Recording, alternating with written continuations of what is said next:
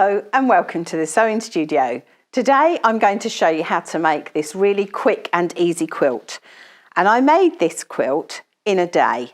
So I've made it with these lovely Grunge Jelly Rolls.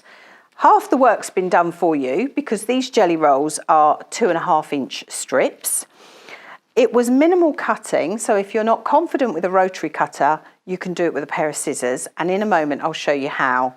I'm just going to show you these Grunge Junior Jelly Rolls. So there's 20 strips in each, they're 44 inches long, they're 2.5 inches wide, and we've got an assortment of colours here. So we've got one called Yuletide, an autumn one, cool, a pink, this one's called Old Glory, and then we've got one which is called Silver Linings. So that's all the greys. So a lovely selection. So I'm going to show you how to do it. I'm just going to pop this to one side. So you undo your jelly roll. So this one is called Yuletide. And as I said, a lot of it can be done with scissors. So all I did was I cut each one of these in half. I turned it over, folded it back in half, and just left the selvage edge hanging over so I could snip off the selvage and then cut it in half.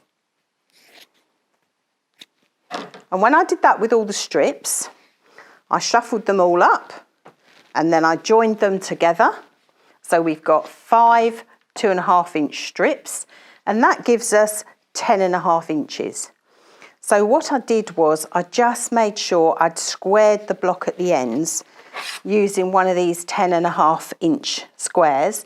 If you haven't got one of these, you can just line it up on your mat so you make sure that it's finished at 10.5. And then how you lay it out is you have your strips going that way, and then you have your next block where your strips go that way. So you've got horizontally, vertically, then your next one underneath goes vertically and horizontally, and you just join them all up. So your quilt will be 4 across by 4 down, so you should have 16 squares. As I say, the only waste you're going to get is little bits like that. And when it was all joined together, I put wadding between the layers and I put a black background.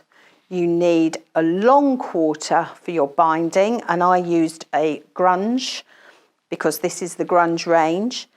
And then I quilted it using a really simple quilt design. So we might need a little closer look here.